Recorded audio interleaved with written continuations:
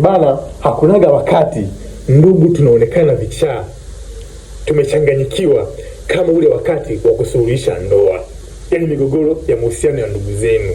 Sijui unaelewa? Unakuta huku hivi dada yenu kaolewa, sijui unaelewa? Alafu huku kaka yenu kaoa, sijui unaelewa? Huku dada yenu alikoolewa kaolewa na jamaa fulani vizuri, liko vizuri financially, lina hela, nyie mnalishemeji ambalo mnajivunia. Yani likija pale kwenye familia yenu mnasema yes, shemeji kafika. Ninakusalimia pale hivi wakati wa gari alikuwa hivi linaingiza mkono mfukoni pap, linatoa kibunda cha hela.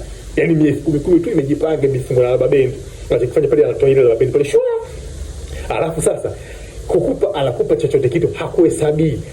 Anaikata hivi pap kama anakutolea punje za mahindi shwa. Anakupa wewe. Wewe kazi yako ndio utaanza kuhesabu wewe. Wewe sasa unakaza kutembeza 1, 2, 3, 4, 5, 6, 7, 8, 9, 10, 20 laki. Nenda kwa shangazi yenu. Sasa shangazi mnakunduka inakata pale kata inampa shangazi yako bwana, utatumia ina shida. Shangazi yako 1, 2, 3, 4, 5, 6, 7, 8, 9, 10 laki mbili. Oya, hiyo shemeji wanangu wote hapo mnakuwa na mzuka na wewe shemeji ndio huyu. Dada kapata mtu. Shida ni dada yenu. Unakuta dada yenu pale sijui kapandwa na nini. Hampendi yule jamaa, hampendi. Yaani anaendelea alimcharuko huku mara huku, hatulii kwenye ndoa.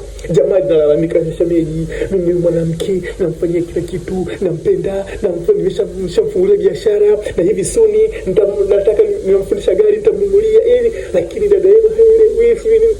Oya, dada yenu haeleweki. Mnakaa sasa nyie mnakaza kumhambo shemeji ili shemeji asiondoke.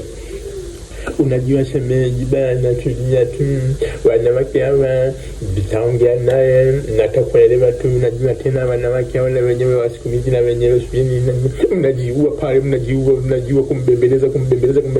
Lengo shemeji asimwache dada yenu kwa sababu mnataka mbadilishe, yani angalau na nyinyi muonekane hambo. Watoto watakaozaliwa pale, watoto angalau na wenyewe wasikae kajambanani kama nyie mlivyokuwa. Mtoto anakaa fulani hivi anakula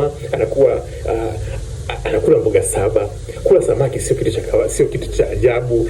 Nyama hawagombani finyango ya nyama. Watoto hao mboga 7 fresh, maziwa. Watoto fulani hivi mashavu fulani ya bujibuji vyako vizuri. Vinakaa kwenye familia yenye hela. Ndicho mnachotaka. Watoto wanakaa wanaenda shule na magari ya njano. Hela ya kula watu wa shilingi 5,000 huko. Wadogo wale wa darasa 6 na 7 wale. Unaona